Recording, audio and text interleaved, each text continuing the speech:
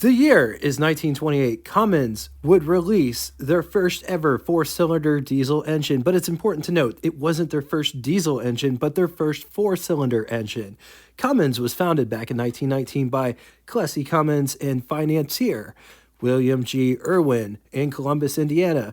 The first diesel engine the company would produce would look very similar to a hit-and-miss engine, single-cylinder, HVID under license, and it would be offered in 1.5, 3, 6, and 8 horsepower configurations. They were used to run pumps and workshops, oftentimes being called oil engines because they ran off of oil fuels such as diesel fuel and kerosene.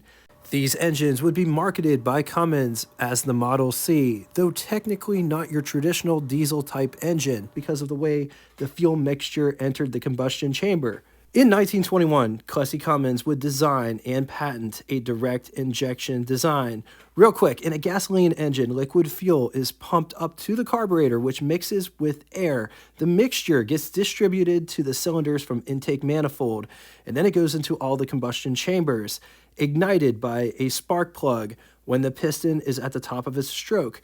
It is a controlled explosion from the igniting of the mixture that makes the piston go down and turn the crankshaft. Things are a little bit different in a diesel engine. A diesel engine has to draw air into the cylinder, compressing the air to increase its temperature. The fuel is then injected into the cylinder.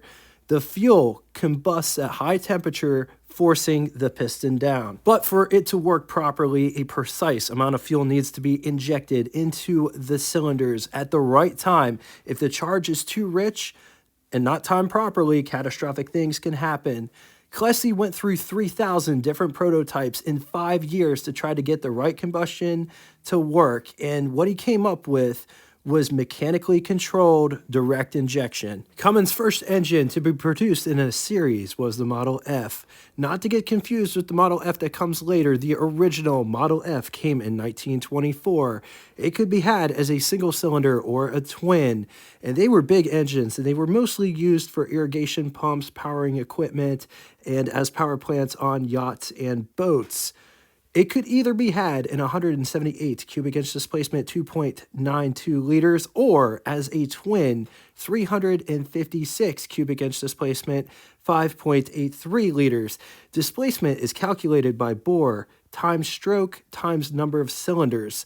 It could make 12.5 horsepower as a single or 25 horsepower as a twin at 600 RPM. And this is just an estimate, 218 pound-feet or 295 Newton meters around 300 RPM with a bore of 5.5 inches and a stroke of 7.5 inches. Starting with a serial number of 8,000, it weighs 4,800 pounds in twin form, built of cast iron. There was a couple, or at least one, that was built of aluminum, and it weighed 2,960 pounds. The next iteration of Cummins diesel engine design was the Model P, which apparently the internet doesn't know about because this engine came out 1 year before the Model U. I'm not making excuses or anything, I'm just trying to be transparent. If you type in search bar on Google, what was the first Cummins four-cylinder engine design, it says the Model U, but the Model P predates it by 1 year.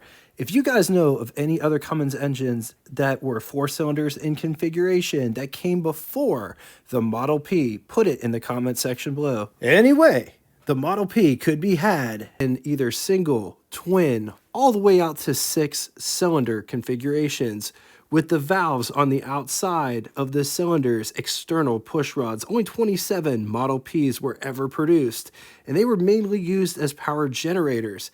In 1928, Cummins would introduce the Model U, which was totally enclosed diesel unit where the push rods and valves were not exposed.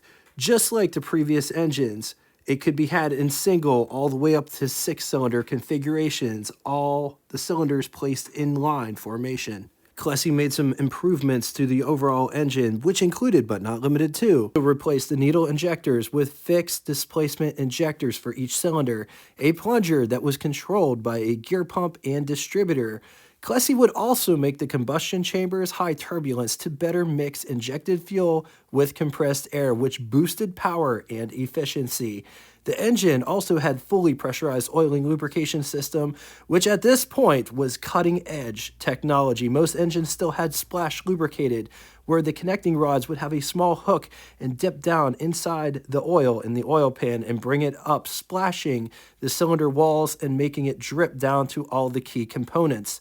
Full pressurized oiling lubrication gives a steady pressurized stream of oil to all of the key components, such as connecting rod bearings, main bearings, camshaft bearings, etc. The Model U could be had in many different cylinder configurations. As a single cylinder configuration, 95 cubic inch displacement or 1.5 liters. As a twin, it would be 190 cubic inch displacement, 3.11 liters. Four-cylinder, 381 cubic inch displacement, 6.2 liters, and six-cylinder, 572 cubic inch displacement, 9.3 liters.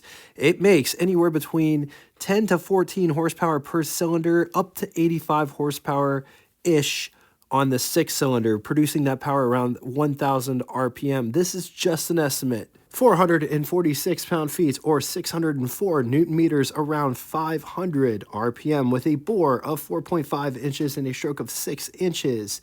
This engine could get up to 35 miles to the gallon. The four-cylinder model weighed 1,200 pounds. Clessey would convince his partner to buy a Packard touring car to be the test mule. Clessey had no desire to build cars. The compact diesel engine was his passion. Clessey would build a four-cylinder Model U and install it in the engine bay of the Packard with just a few inches to spare. Just look at it. I mean, it's a huge engine in that engine compartment. Once the engine was installed, Clessey would drive, not trailer. He would drive the car 600 miles to New York City, New York, to show the car at the 1930 New York Auto Show. The engine worked flawlessly, burning 30 gallons of kerosene, getting around 20 miles to the gallon, which is a pretty big number for this period in time. When Clessey got to the New York Auto Show, he was unable to show the car because he did not register the car in advance. Clessey was an outside-the-box thinker, and he saw a place across the street with a for rent sign in the window, and he would rent the space and display the car there with receipts and testimony that the car only used $1.38 fuel for the 600-mile trip. Later that year, Clessey would drive the Cummins-powered Packard to Daytona Beach, Florida, where Kane Don, who was a British racer, he would set a series of land speed records with it. Clessey knew he had a winning concept with the diesel engine. He just needed to get the press involved because they wasn't really selling all that well. And Clessey knew if Kane Don was at Daytona Beach, odds were, connecting some dots, the press would be there too. While at Daytona Beach, Florida, a new record for the flying mile was set at 80 miles per hour. But what really got the press's attention was how efficient this new engine concept was. Clessey drove the Packard from Indiana and used less than $4 in fuel for the 2,550-mile total trip. The Model U would pave the way for the Model K, which would be a staple for Cummins, but as they say, that is another engine episode for another day. Now it's time for Name That Tune. First person to get both the name of the band/artist and song title correctly in the comment section will have their comment pinned to the top of it.